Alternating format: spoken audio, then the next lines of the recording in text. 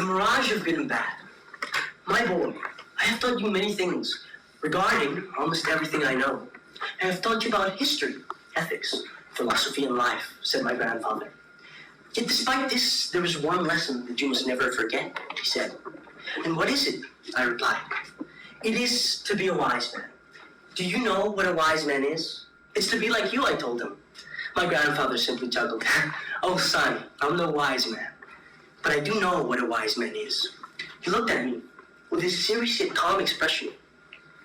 A wise man is he who knows how to take the right path. What an excellent and elegant answer to such a complex question, I thought to myself. And with that lesson, I traveled, like a lost explorer in the vast desert of my mind. Yet, unbeknownst to me, the map that I used didn't guide me to the truth, for the lines of the universe were much more blurry than what I could imagine. So I traveled onwards towards a mirage, the mirage of good and bad. But I wasn't the only traveler that had sought the truth. Yet, unlike me, some could see past my misconceptions. One of these men was Kenneth Gergen, a social scientist and the main author on social constructionism. The NYU has a study on this theory, and they state, the theory of social constructionism postulates that much of what we believe to be real, what we conceive as reality, is actually the outcome of a dynamic process of social construction. With this definition, we can state that unlike nature or the universe, social constructs are created by us.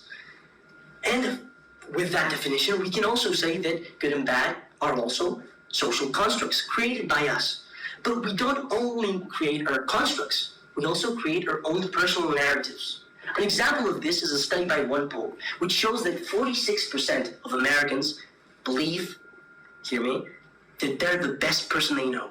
The best person. So it's really shocking to us that people really believe that, but we create our own personal narratives that affect the way that we view our lives.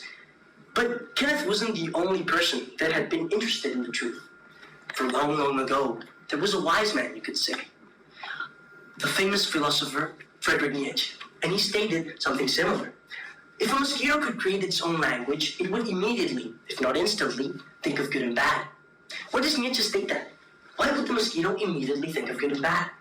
It is because if an insect were to hypothetically become a social creature, just like us, it would need these concepts to survive. For social creatures need rules and guidelines to be able to coexist. We can see throughout our human history the different guidelines and rules that we have made to be able to live in peace, in harmony. For example, the Hammurabi Code, the Ten Commandments, the Criminal Code, the Roman Law, even the Human Rights Act. All different instances of different rules that we have created along our history to be able to live in peace. But good and bad, good and evil, isn't only seen in our rules that we make or in the biggest forms of our societies. It can also be seen in the way that we view our lives. We view our lives, when we talk about ourselves, we talk in stories, and stories rely on good and bad, and the conflict between them. Well, this conflict generates the conflict and the drama of a story.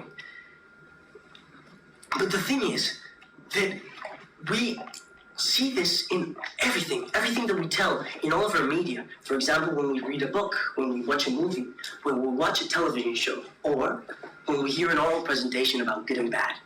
All different instances where we are seeing stories, conflicts, and the clash between these two concepts. And although I investigated so much, found so many definitions, I wasn't closer to the truth. And I found myself more lost than what I had ever been. In the distance, in my desert of my mind, I saw my mirage disappear, and in its place, I saw the Hammurabi stone. When I reached it, a feeling of sadness and angst invaded me as I fell to the ground.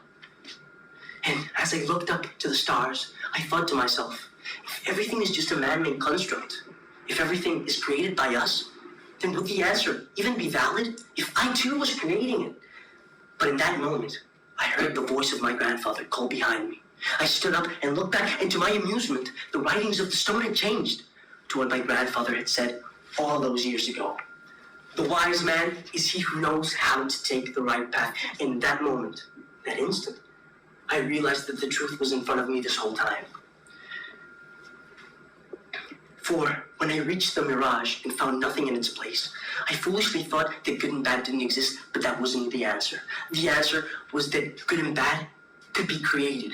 I could choose to be kind, to be helping, to be caring, to be good. And when I did so, when I chose the right path, I would become what my grandfather told me to be all those years ago. I would be a wise man.